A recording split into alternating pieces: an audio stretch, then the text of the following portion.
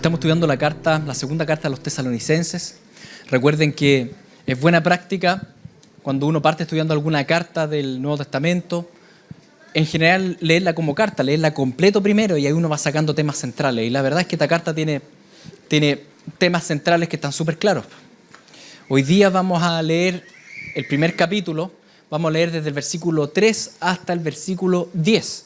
Voy a leerles primero el texto y después me voy a detener para explicarlo un poco más. Dice así: debemos siempre dar gracias a Dios por vosotros, hermanos, como es digno, por cuanto vuestra fe va creciendo y el amor de todos y cada uno de vosotros abunda para con los demás.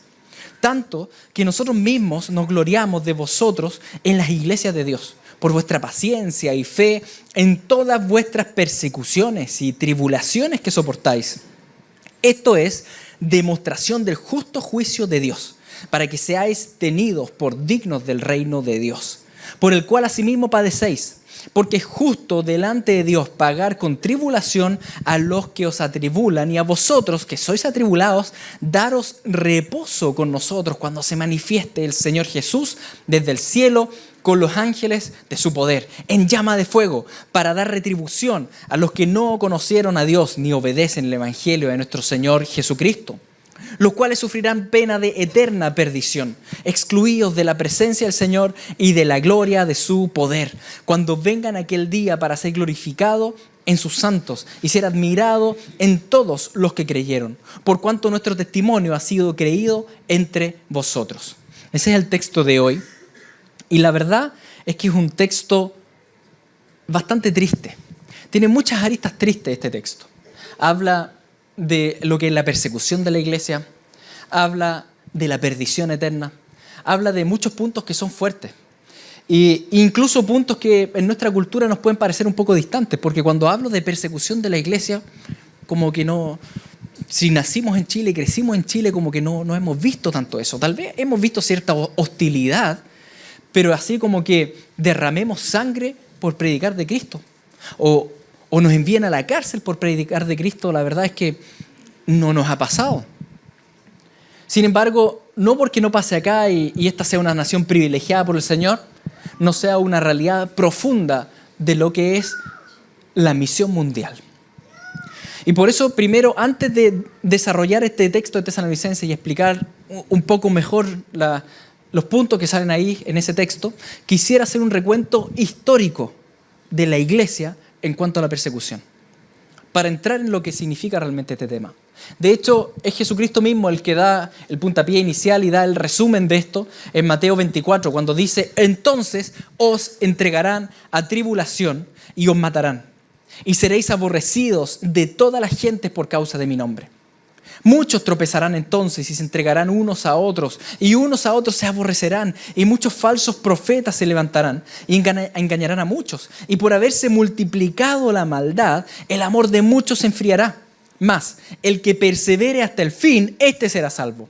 Y será predicado este evangelio del reino en todo el mundo para testimonio de todas las naciones, y entonces vendrá el fin. La historia de la iglesia está enmarcada y está resumida por estas palabras de Cristo. Cuando Él comisiona a los discípulos y les dice: ¿saben qué? Ustedes van a ser perseguidos. Ustedes van a ser incluso martirizados. Pero el evangelio debe llegar a todas las naciones. Y la palabra griega ahí de naciones es etnos. A todas las etnias del mundo, que es mucho más que naciones, ¿no es cierto? Hay muchas etnias en el mundo. Y una vez que el evangelio llega a todas las etnias, entonces llegará el fin, no antes de eso. Entonces, porque el Señor es perfectamente justo y su mensaje de buenas nuevas debe llegar primero a todas las etnias del mundo. Desde la mismísima primera generación, esto fue lo que aconteció en la iglesia. Partiendo obviamente por la cabeza, que es Cristo. Así como Cristo, la cabeza, murió en la cruz, los discípulos siguieron su mismo ejemplo. Siguieron el ejemplo de la misión y la muerte. Todos los discípulos se fueron de misiones. Ninguno se quedaron un par de años ahí en Jerusalén o el Medio Oriente. Después todos se desparramaron. El Medio Oriente cercano y todo lo que es ahí Asia Menor, ahí estuvo Natanael, Felipe, Judas Tadeo. También estuvo el apóstol Juan. El apóstol Juan trabajó ahí en lo que actualmente es Turquía. Estuvo Pablo también ahí. Pero ya cuando avanzamos un poco más a Europa, hasta Europa llegó Pedro, llegó Pablo, por ahí a Italia. Lázaro, el resucitado, llegó al sur de Francia, a Marsella. ¿Se acuerdan Simón el Celote, el que era de puño levantado? Simón el Celote llegó hasta las Islas Británicas. Andrés, el hermano de Pedro, se fue para el norte, llegó a Rusia. Y él que era tan incrédulo, el Tomás, ¿se acuerdan? Tomás se fue para el otro lado, se fue para el oriente y llegó hasta la India. Todos se desparramaron en misión porque Cristo le había dado una misión. Y Cristo mismo había encarnado la misión. Ahora bien, esa misión, Jesús mismo dijo, siempre va a estar teñida de sangre. Así como la cabeza murió, el cuerpo va a morir por este mensaje. Por tanto, todos estos discípulos de Cristo murieron martirizados. Menos Juan, que igual no por eso no sufrió. El primero es el que aparece ahí en el libro de los Hechos, Jacobo, que en el capítulo 12 dice que fue matado a espada. Pero también tenemos en la historia de la iglesia los relatos de la muerte de Pedro, que murió crucificado, pero crucificado de cabeza. En realidad, de los 12 discípulos de Cristo, 6 murieron crucificados. De estos 12 discípulos de Cristo, también murieron crucificados Andrés, Felipe, Santiago, Judas Tadeo y Bartolomé. ¿Se acuerdan de Marcos, el autor del Evangelio de Marcos? Él murió arrastrado por la multitud. Tomás, que fue a la India, murió atravesado por una lanza. Y uno dice, pero Señor, tanto que viajó y caminó, llega allá, predica y lo matan. Lucas, el que escribió el libro de Hechos y el Evangelio de Lucas, Lucas murió colgado en un árbol. Tenemos a Pablo, decapitado, ¿no es cierto? Tenemos a Juan mismo. Juan cuenta la historia de la iglesia que fue echado en una olla de aceite hirviendo. Y el Señor lo preservó milagrosamente y tanto se asustó el emperador que lo mandó a desterrar a una isla por ahí en el Mediterráneo, Patmos. Que el Señor tenía un plan más con él. Él debía aún escribir la última revelación, Apocalipsis, para cerrar, ¿no es cierto?, la Biblia. La primera iglesia, toda la primera iglesia, sufrió cruenta persecución. Y todos ellos dieron su vida, fueron mártires de la fe. Y esa palabra mártir, hoy en día, para nosotros es sinónimo de morir. Pero no es lo que significa. En realidad, en griego, martus, la palabra mártir, significa ser testigo, dar testimonio. No significa morir. Significa simplemente ser testigo, testificar. Esa es la palabra mártir. Pero testificar de Cristo siempre ha implicado morir. Por tanto, tanto murió el pueblo de Dios por testificar que la palabra testigo, martus, actualmente se entiende como morir. Morir por la fe. Pasa a ser sinónimo. Aunque en realidad la palabra martus significa testificar. Ustedes dirán, bueno, pero es que esa fue la primera generación. Y los siguientes 3 siglos, siglo I, II y III, vio 10 cruentas persecuciones por parte del Imperio Romano. Desde la época de Nerón en el año 50 hasta Diocleciano por el 310 por ahí. 10 grandes persecuciones que arrasaron por todo lo que era el Imperio Romano, en torno al Mediterráneo, el Medio Oriente, hasta también todo lo que es Europa. Y ustedes probablemente de esas persecuciones han escuchado lo del circo romano, ¿no es cierto? Donde gente se sentaba alrededor para ver cómo animales salvajes se comían a personas. Y ese tipo de crueldad no se había visto en realidad durante los últimos siglos hasta ahora que la gente se sienta en la tele a ver eso. Que es lo mismo que sentarse en el circo romano, ¿no es cierto? Y los cristianos entraban alabando y cantando al Señor para ser despedazados por las fieras. Ahora, eso es un aspecto de la persecución que tal vez ustedes tienen en mente, pero la verdad es que los historiadores cuentan también otras cosas. Hoy día en las carreteras, por ejemplo, tenemos postes de luz. En esa época, cada tantos metros, había una cruz con un cristiano crucificado. Imagínense caminar por los caminos del Imperio Romano con gente crucificada cada tantos metros. Nerón, En una época donde no había luz eléctrica, alumbraba el patio untando a los cristianos en brea y los quemaba y los tenía en jaulas. Y eso alumbraba el patio del Palacio Nerón. Las 10 persecuciones romanas, la verdad es que mataron a mucho pueblo de Dios, a 300.000 más o menos en la estimación. Pero la semilla del reino no dejó de crecer, y de crecer, y de crecer, y de crecer, incluso conquista el imperio. Y ya hacia el IV siglo pasa a ser oficial en el imperio. Ahora bien, la persecución no había terminado, sino que ahora parte otro tipo de persecución, por parte de la falsa iglesia. La Iglesia Católica Apostólica Romana. Falsa iglesia, ¿por qué? Lo demostró desde un inicio en la búsqueda de poder, de riquezas y al prohibir la Biblia. Durante los siguientes 10 siglos, la Iglesia Católica Romana prohibió la lectura de la Biblia por parte del pueblo. La Biblia está escrita en latín y el pueblo no sabía latín. Al principio los romanos sí, pero cuando el cristianismo va aumentando y toma todos los países bárbaros, ¿no es cierto?, de Europa, y toda la gente no sabía latín. Y se prohíbe por parte de la iglesia oficial la traducción de la Biblia y que el pueblo lea la Biblia y que se enseñe la Biblia. Y el que traducía la Biblia debía morir. Era ejecutado, era quemado en la hoguera. Por tanto, en la Edad Media tenemos cruentas persecuciones al pueblo de Dios que quería volver a la palabra. Hay muchas historias de persecución muy difíciles y difíciles de leer, porque hay un historiador del siglo XVI que escribió esto, que es John Fox. Ustedes pueden buscar ahí por internet el libro de los mártires de John Fox. Es terrible leerlo. Este caballero empezó a recopilar cada una de las persecuciones desde el siglo I. Yo llegué hasta la mitad del libro porque la verdad es que me dio náuseas, porque te empieza a describir las persecuciones por siglos en los distintos países. En Bohemia con Juan Hus y los valdenses en Europa. Si tú hoy día tienes una Biblia, es un privilegio ganado a sangre. Yo sé que muchos de ustedes leen la Biblia en el celular y lo encuentro súper bueno tener el celular en todos lados, y así uno tiene la Biblia en todos lados, pero siempre es bueno tener una Biblia de papel también. Si usted no tiene una Biblia de papel, cómprela. No, es que son caras. No sabe cuán caras son. Muy cara salió esa Biblia. Mucha sangre. Así que si usted tiene que pagar 10 lucas en la librería para comprarla, no es nada. Tenga Biblia. Y tenga hartas Biblias. Pero no porque simplemente son bonitas o algo por el estilo, no es que tengan magia. No. Es para leerlas. Es para estudiarlas. Y en eso consistió la Reforma. Cuando llega la Reforma, el Señor empieza a mover distintas personas en distintos lados de Europa. Los mueve a la vez. Mueve un caballero en Alemania, un monje agustino llamado Lutero. Mueve a un caballero suizo, Ulrico Zwingli. Mueve en la Suiza francesa a Juan Calvino, que venía de Francia en realidad. Y mueve en Escocia a John Knox.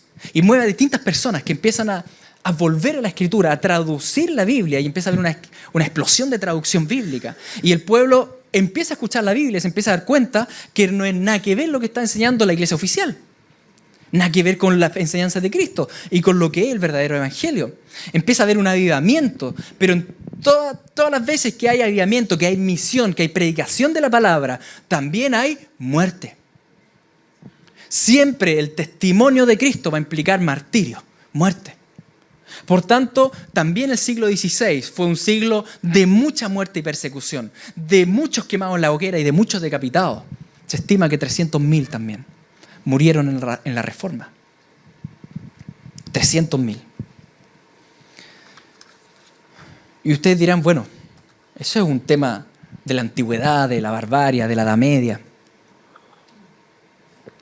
No, es un tema de la condición humana. Mientras las misiones han ido avanzando desde el siglo XVI en adelante y se han diversificado por todo el mundo y el evangelio ha llegado a todas las etnias del mundo, siempre va acompañado de muertes. Siempre va acompañado de persecuciones, de sufrimientos, de derramamiento de sangre. La gran explosión misionera ocurrió en el siglo XX. Y ocurrió en el siglo XX, obviamente, por un mover del Espíritu Santo, pero también porque en el siglo XX, con la industrialización, se inventaron todos los motores y todos los medios de transporte. Por tanto, ahora uno podía tomar un avión y viajar a otro continente. Y en el auto o incluso los barcos son más rápidos. En el siglo XX, como los transportes cambiaron, la evangelización mundial dio acceso a islas y a lugares donde nunca antes nadie había llegado. Pero esa evangelización mundial trajo mártires como nunca antes en la historia de la iglesia. Si ustedes nacieron en el siglo XX, el siglo pasado, no nacieron en un siglo de paz. La estimación de los mártires cristianos del siglo XX es de 45 millones de creyentes que dieron su vida por la fe. Por la fe en Cristo. 45 millones. 3 veces la población chilena. Y si uno lo ve históricamente, el puro siglo XX murieron más creyentes por su fe, más hijos de Dios por Cristo, que en los 19 siglos anteriores juntos.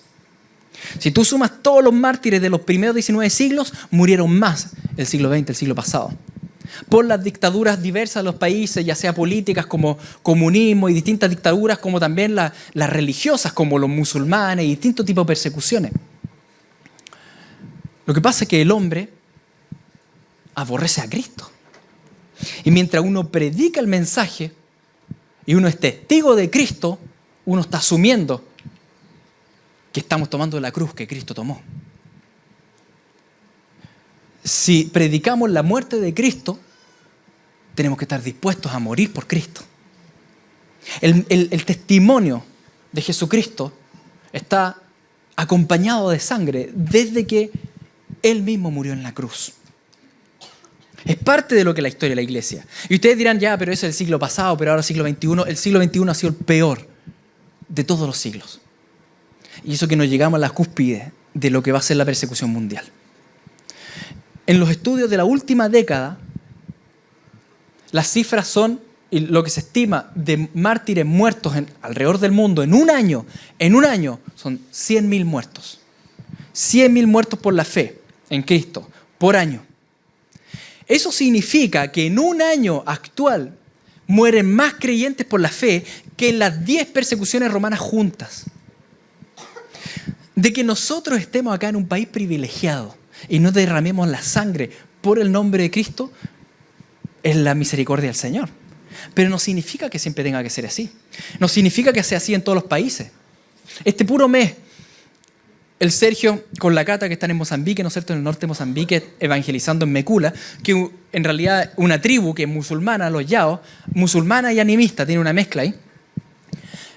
Me llamaron por teléfono rogando a la iglesia que estemos orando por ellos porque recrudeció la persecución sobre los creyentes. Las familias están persiguiendo a los que están en los grupos cristianos. Muchos de los cristianos han vuelto atrás. Ya vamos a tocar ese tema ahora también. Y el Sergio y la Cata piden que estemos orando porque hay persecución.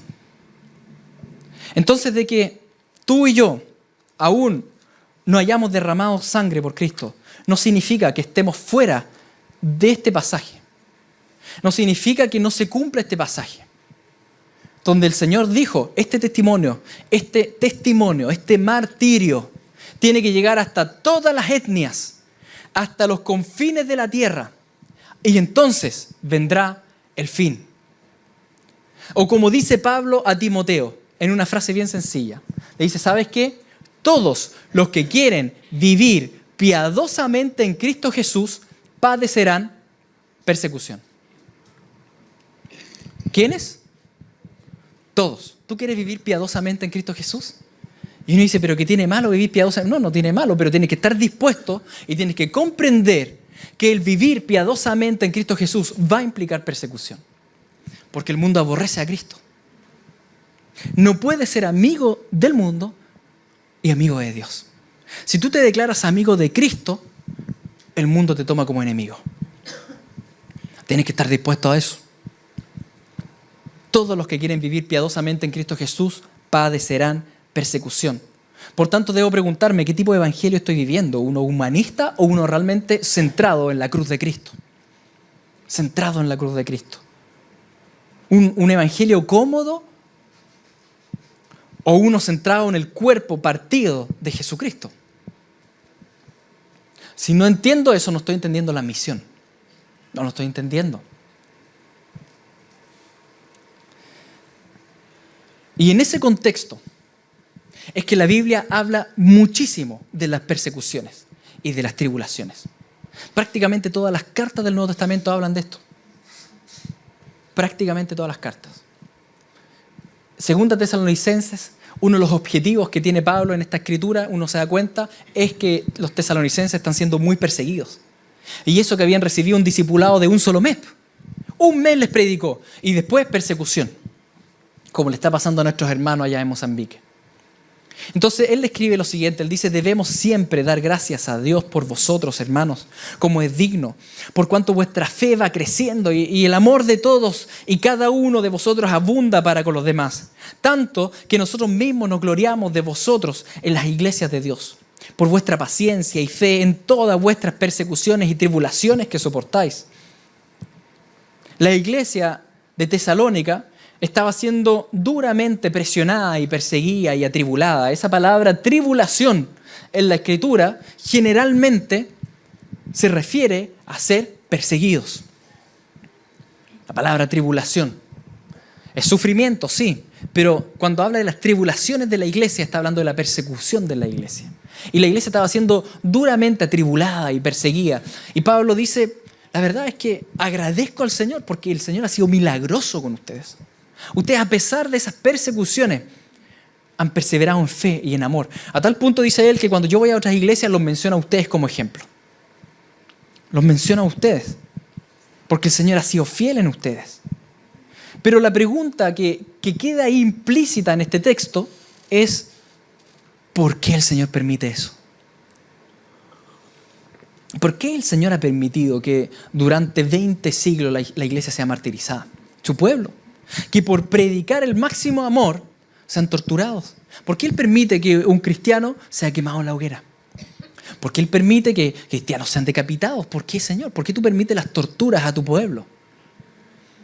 Y ese por qué ahora Pablo lo va a responder en este texto. Él va a explicarnos por qué Dios permite las persecuciones a su pueblo.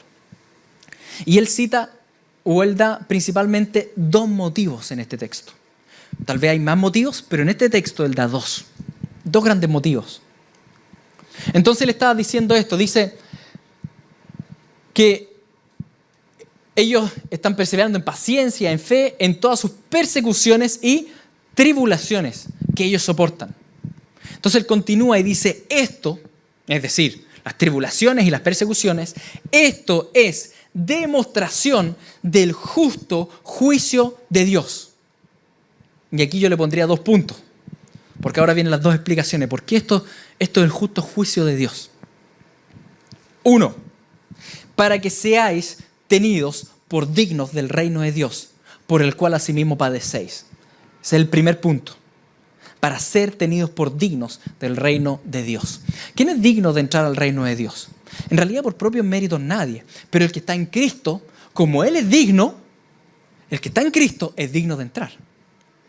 Nuestra justicia está en Cristo y nuestra dignidad y nuestra santidad está en Cristo. El que está en Cristo es digno de entrar. Ahora, esto es difícil de discernir en tiempos de paz como hoy, donde estamos acá todos juntos y uno dice: pero ¿quién de todos los que estamos acá realmente está en Cristo? ¿Y quién viene por religión? Hay una gran diferencia, porque uno puede venir por religión, pero otra cosa es tener al Espíritu Santo entre nosotros. Otra cosa es estar en Cristo. La verdad es que no lo podemos discernir. La verdad es que el trigo y la cizaña crecen juntos.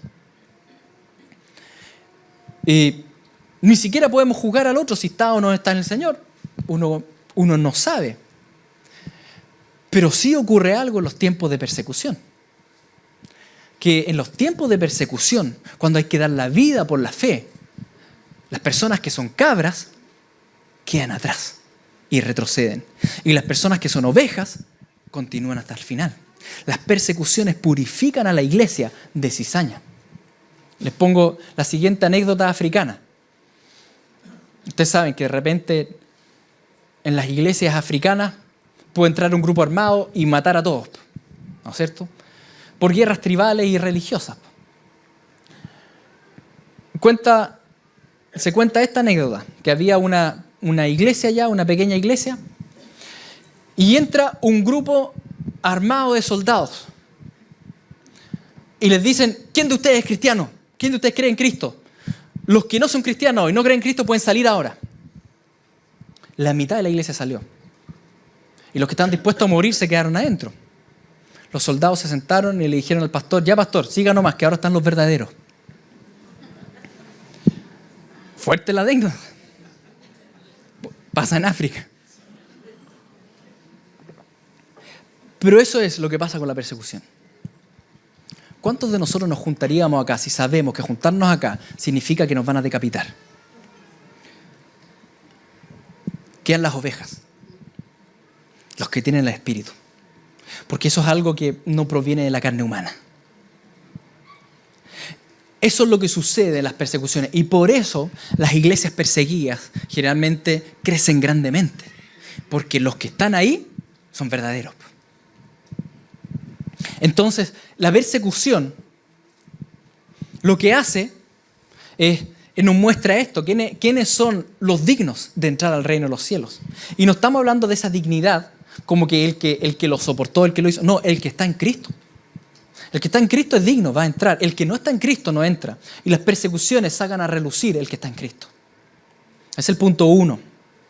El punto 2, respecto a la persecución, del por qué la persecución y por qué Dios permite estos martirios, es el siguiente. Continúa el pasaje, dice: porque es justo delante de Dios pagar con tribulación a los que os atribulan, y a vosotros que sois atribulados, daros reposo con nosotros cuando se manifieste el Señor Jesús desde el cielo con los ángeles de su poder, en llama de fuego, para dar retribución a los que no conocieron a Dios, ni obedecen el evangelio de nuestro Señor Jesucristo.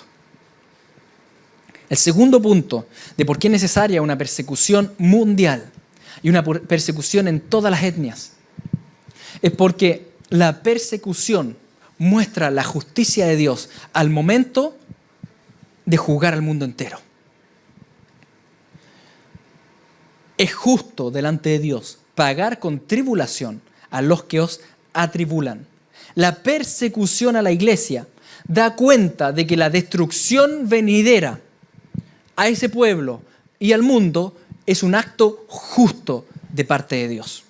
Por tanto, para que haya un castigo mundial, un sufrimiento mundial, una tribulación mundial de parte de Dios al mundo, primero tiene que haber una persecución mundial, un martirio mundial, una predicación del evangelio a todas las etnias del mundo. El que el pueblo de Dios sea tribulado por parte de todas las etnias y naciones va a representar la perfecta justicia de Dios al momento que Él atribule a todas las naciones. ¿Será justo que Dios quite la mano de gracia sobre la tierra y torne en un par de años literalmente la tierra en un infierno? Será plenamente justo a la luz del martirio mundial, a la luz de la persecución mundial. Es necesario, por tanto, que el juicio comience por la casa de Dios, como decía Pedro. Es necesario.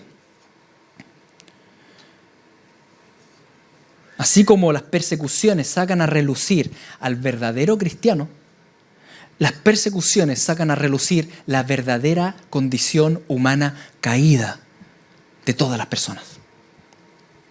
Alguien que parece súper amable, súper bueno, pero que la historia ha demostrado que en momentos de alta tensión está dispuesto a decapitarte. Es la condición humana caída. Por tanto, las persecuciones son necesarias, queridos. Son parte de lo que es la manifestación de la justicia de Dios. Y Pablo lo explica acá a los tesalonicenses. Él les da la explicación de por qué ellos están sufriendo. Y aquí, ¿qué pasará con aquellos que atribulan al pueblo de Dios? Con aquellos que han rechazado el mensaje de las buenas nuevas, con aquellos que dice que no conocieron a Dios ni obedecen el evangelio de nuestro Señor Jesucristo. Dice que Jesucristo va a venir en llama de fuego para dar retribución a los que no conocieron a Dios, ni obedecen el evangelio de nuestro Señor Jesucristo, los cuales sufrirán pena de eterna perdición. excluidos de la presencia del Señor y de la gloria de su poder. Cuando vengan aquel día para ser glorificado en sus santos y ser admirado en todos los que creyeron, por cuanto nuestro testimonio ha sido creído entre vosotros. Cuando el Señor Jesucristo venga, Él nos dará reposo. El reposo no es antes. El reposo no es en esta tierra. Cristo es el reposo. Por tanto, en Él ya podemos tener un reposo espiritual, pero el reposo pleno físico será en su retorno. No será antes. Por mucho que lo declare por fe, está escrito en la Biblia que el reposo viene con Cristo. ¿Cierto? Ahora bien, ¿qué pasa con aquellos que no conocieron a Dios, que rechazaron el Evangelio? Sufrirán pena de eterna perdición. La Biblia es clara al respecto y no hay interpretaciones secundarias, y la verdad es que es aterrador, que es terrible pensar en esto. Y es tan terrible que se han inventado a lo largo de la historia muchas falsas enseñanzas y muchas herejías respecto al castigo eterno. La primera, ¿no es cierto?, que aparece por ahí bien temprano en los siglos es el purgatorio. No existe el purgatorio. El que muere no va al purgatorio, dice la Escritura. El que muere va a castigo o va al reino de Dios. Si estás en Cristo, tú vas al reino de los cielos. Si no estás en Cristo, tú vas a castigo. No hay purgatorio. Mentira. Otra gran mentira que ha estado ahí desde los primeros siglos y que hoy día ha tenido mucho auge, el universalismo. El decir, no, es que todos se van a salvar. Es que Dios es amor. ¿Cómo va a permitir que alguien vaya al infierno? Sí, es que Dios es amor y por eso dio su vida para que no vaya al infierno. Claro que es amor, pero Él es santo y Él es justo. Y como Él no quiere que vaya al infierno, Él dio su vida, por tanto un mensaje verdadero e importante. Ahora, el tema del castigo, donde también muchos han dicho, no, es que en general uno se va al cielo y si uno es muy malo va al infierno. No, al revés, dice la Escritura. Todos estamos condenados.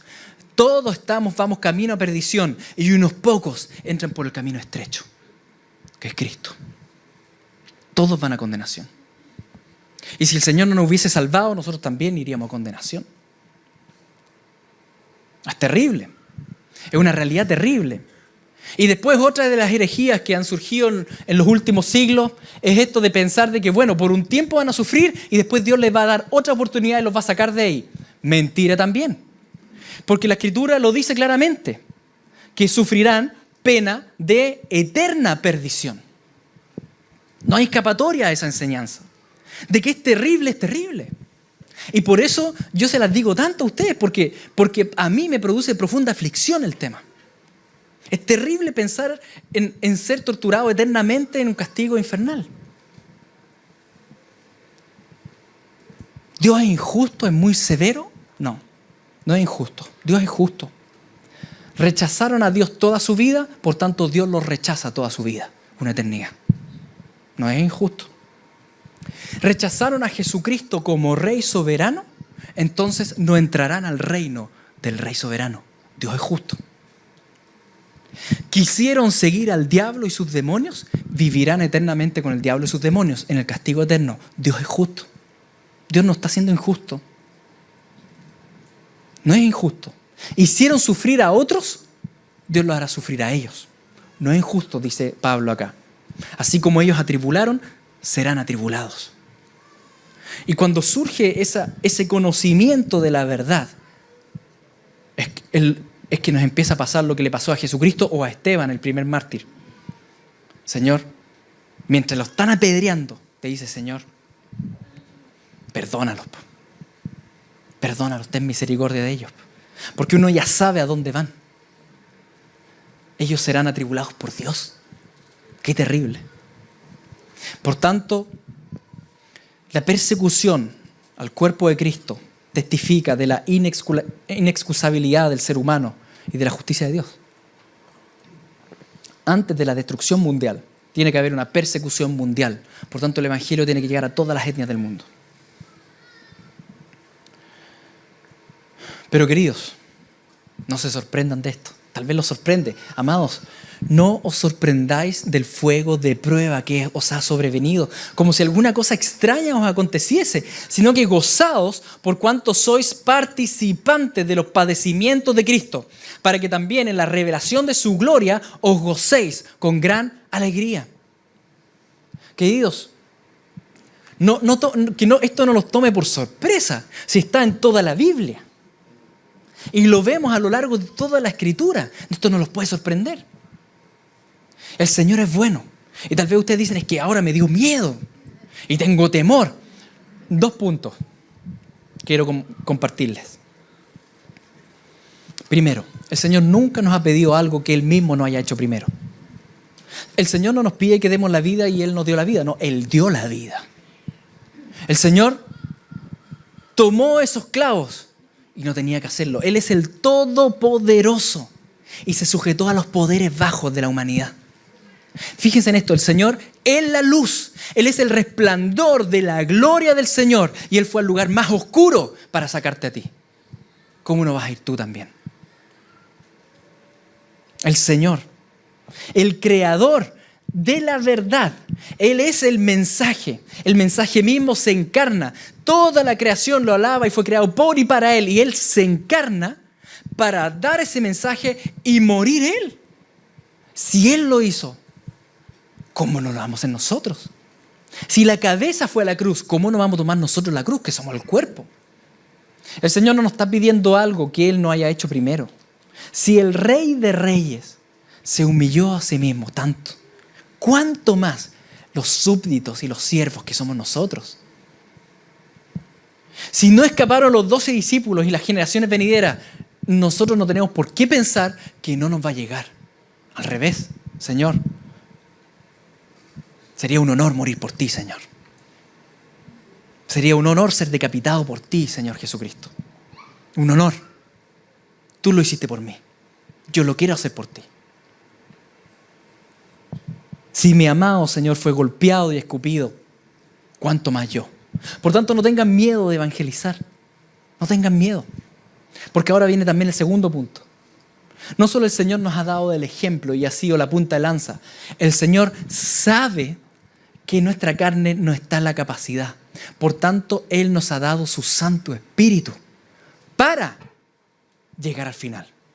Por eso yo les decía que las cabras no atraviesan la persecución, solo las ovejas. Las cabras echan pie atrás. Jesucristo mismo les dijo a sus discípulos: recibiréis poder cuando haya venido sobre vosotros el Espíritu Santo y me seréis testigos, mártires. Esa es la palabra que está ahí. Me seréis mártires en Jerusalén, en toda Judea y en Samaria y hasta lo último de la tierra. El Espíritu Santo nos dota y nos capacita para poder ser estos testigos, estos mártires. ¿Ustedes creen que los cristianos del primer siglo, los cristianos que entraban cantando alabanza al Coliseo romano, sabiendo que adentro los leones los iban a despedazar, ¿ustedes creen que eran mejores que nosotros? Iguales que nosotros. Pero el poder de Dios operó en ellos. Operó en aquellos cristianos que mientras estaban quemando en la hoguera, escriben ahí los historiadores, predicaban el Evangelio. Eso solo lo puede hacer el poder del Espíritu Santo. Eso no es nuestro, eso es del Señor. Por eso tú que estás en Cristo, no temas. No temas. El Señor te dará la capacidad para testificar de Cristo en el momento crucial. No temas. Pero ten el conocimiento de esto, que no te pille por sorpresa. Porque esto ha sucedido por 20 siglos. Y sucederá cada día más.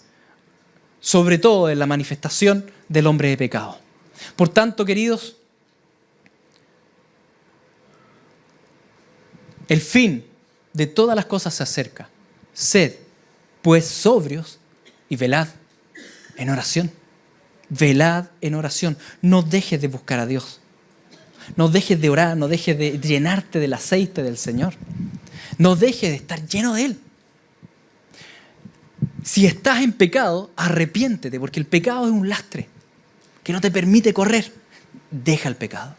Arrepiéntete ante el Señor y sigue corriendo y sigue corriendo. Porque se vienen tiempos de persecución mundial. El Espíritu Santo te va a capacitar, pero debe estar lleno. Llenémonos de Él. Si tú eres del Señor, no olvides que el Señor fue el primero.